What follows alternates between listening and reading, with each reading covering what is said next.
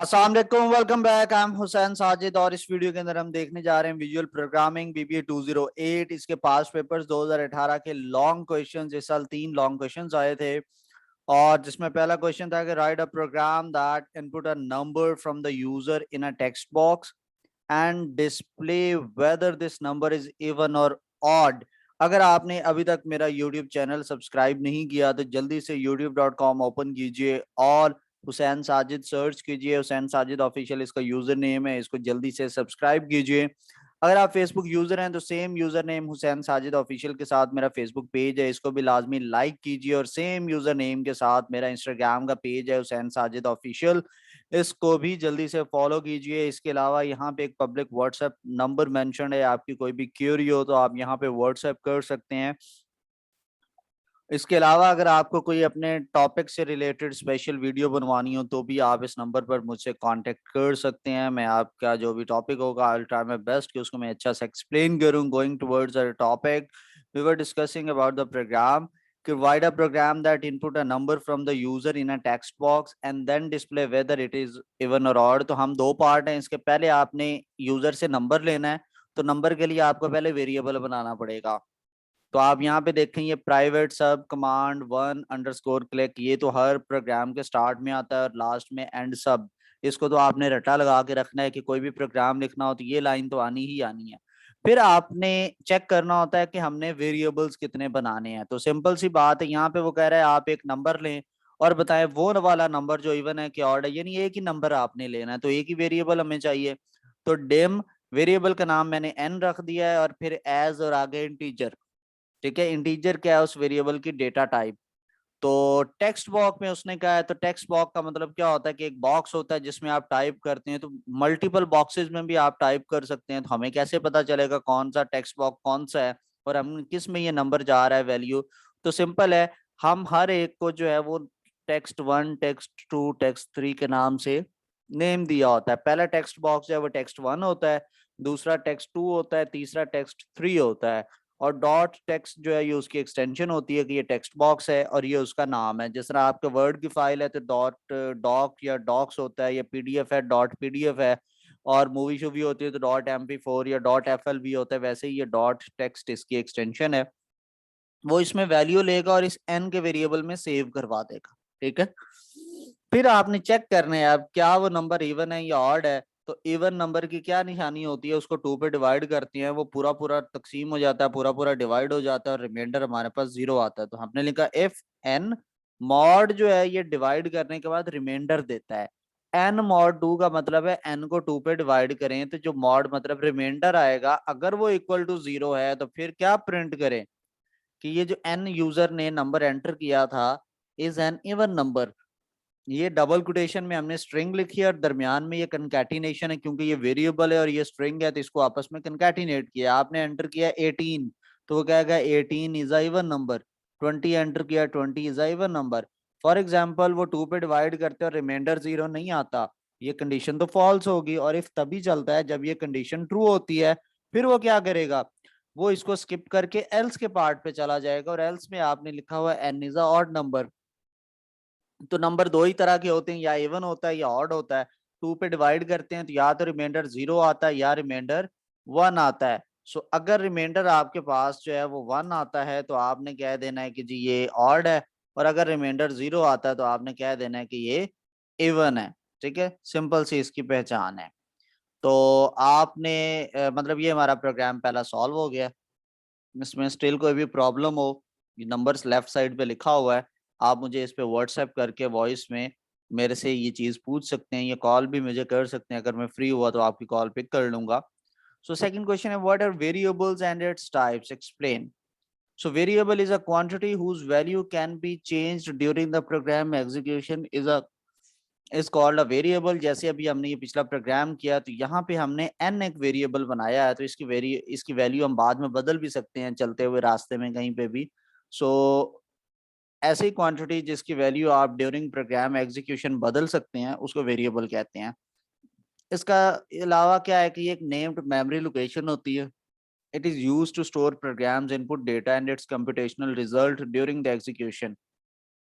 क्या आपका प्रोग्राम चल रहा है तो उसके अंदर आपने कोई डाटा यूजर से, जिस तरह पिछले प्रोग्राम में हमने एक नंबर एंटर करवाया, अब वो मेमोरी में कहीं पे जाके सेव हो जाता है, तो हम जहाँ पे वो सेव होता है उसको एक नाम लगा देते हैं, उस जगह पर एक लेबल लगा देते हैं कि यहाँ पर क्या चीज पड़ी है, उस लेबल को हम वेरिएबल कहते हैं।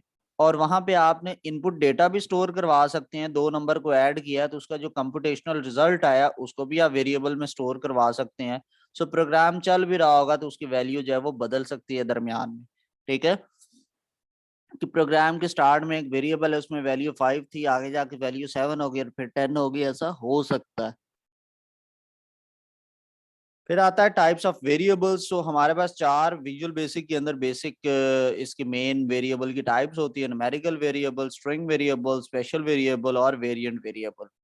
न्यूमेरिक वेरिएबल क्या होता है? Type of variable used to store numeric value is known as a numeric variable. के ऐसा वेरिएबल जिसके अंदर न्यूमेरिक टाइप की वैल्यूज आप स्टोर कर सकते हैं उसको आप न्यूमेरिक वेरिएबल कहते हैं। These values include integer and real number, कि इसके अंदर इंटीजर और रियल नंबर सेव होते हैं। इंटीजर का मतलब क्या है?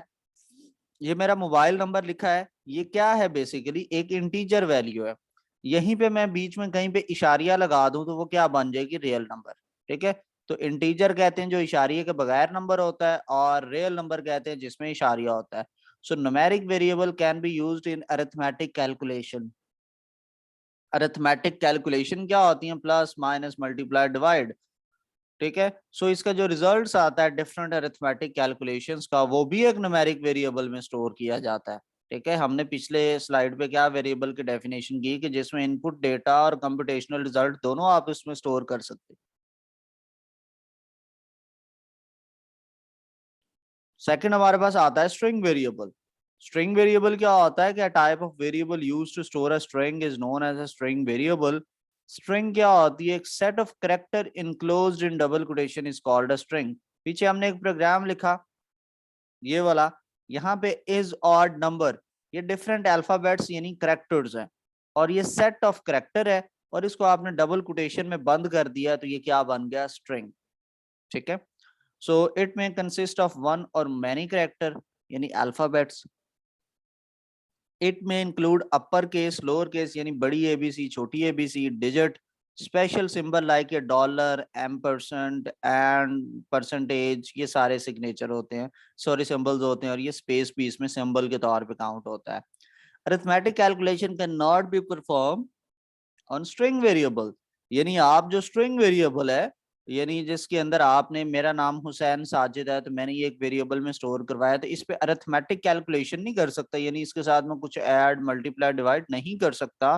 But comparison and concatenation operation can be used on a string variable. It takes 10 bytes or more in memory. फिर थर्ड नंबर पे हमने डिस्कस किया कि जी स्पेशल टाइप के वेरिएबल्स होते हैं। So special variables are the types of variable that are used to store special value. जैसा कि डेट वेरिएबल इसमें आ जाते हैं, बुलियन वेरिएबल ये स्पेशल वेरिएबल्स में आते हैं। लाइक डेट वेरिएबल को आप डेट और टाइम स्टोर करने के लिए यूज करते हैं। ठीक है, इसमें फिर डेट वेरिएबल में हर चीज यूज नहीं हो सकती, स्पेशल टाइप है तो स्पेशली वैल्यू स्टोर होगी। डेट एक स्पेशल चीज है, डेट के वेरिएबल में आप हर चीज सेव नहीं कर सकते।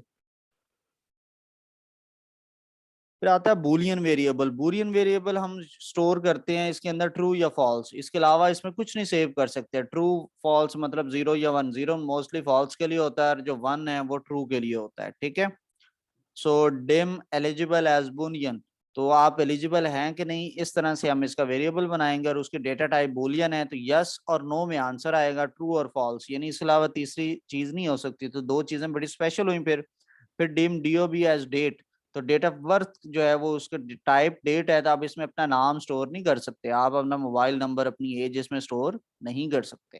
फिर आगे आता है वेरिएंट वेरिएबल। पीछे हमने वेरिएबल डिस्कस किए, उसमें हर चीज के अंदर वो सिंगल वैल्यू आती है।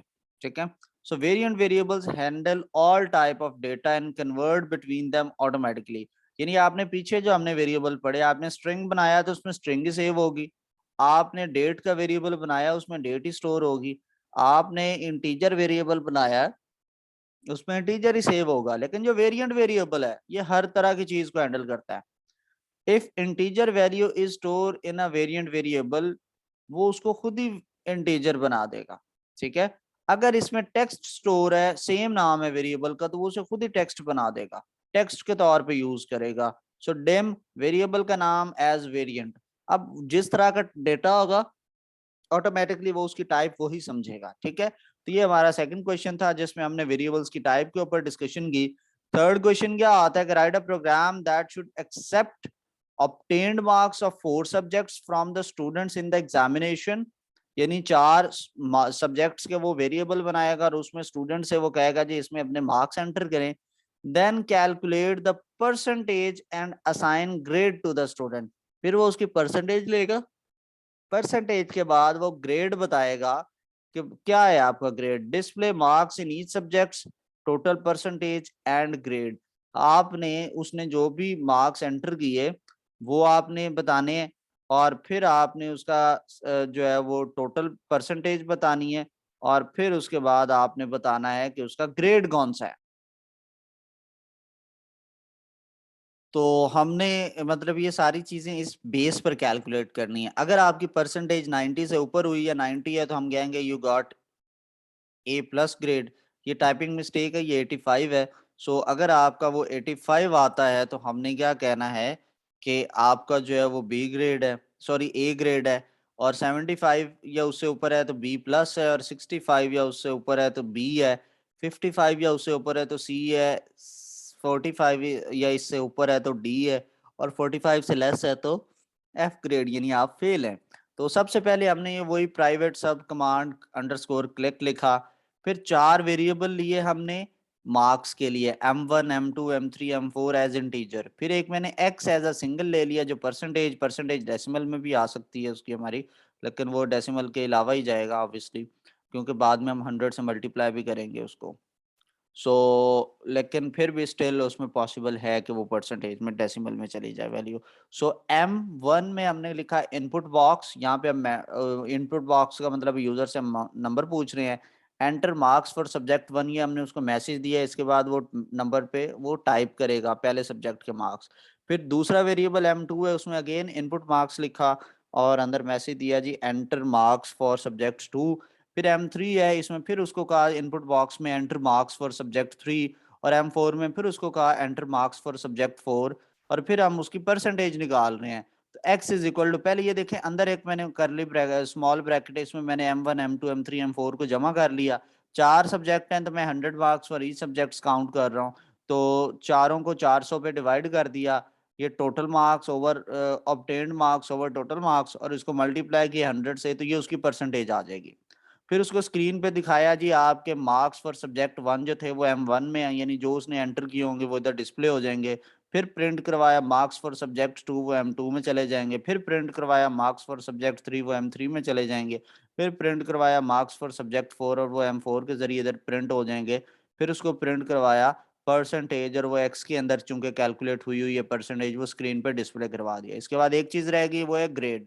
ग्रेड के लिए आपने ये इससे बिल्कुल नीचे यहाँ पे प्रिंट के नीचे ये वाली लाइन आएगी जो अगले पेज पर है, if x is greater than और इक्वल टू 90, x के अंदर परसेंटेज की वैल्यू स्टोर है।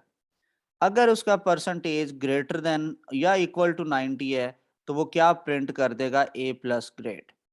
एल्स इफ, अगर ये कंडीशन फॉल्स होती है, मतलब आपकी जो परसेंटेज है वो 90 या 90 से ऊपर नहीं है, तब वो एल्स इफ चेक करेगा। वरना वो इफ चेक करके ये सारा कुछ स्किप करके एंड इफ कर देगा।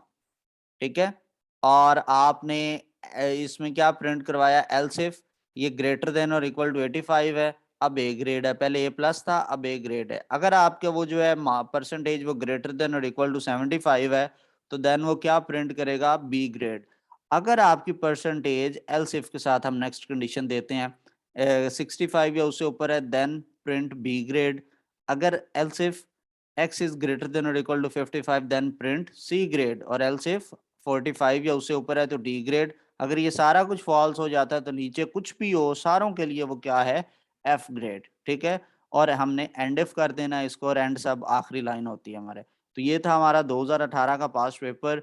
आई होप आपको बड़े अच्छे से समझ आया होगा। आपकी स्टिल कोई भी क्वेश्चन है तो आप मुझे इस नंबर पे व्हाट्सएप भी कर सकते हैं, वरना ये पिछली मेरी जो थी स्लाइड्स इनके ऊपर भी लेफ्ट पे मेरा नंबर मेंशन था। आपको कोई भी सवाल हो तो आप मुझे कॉल कर सकते हैं।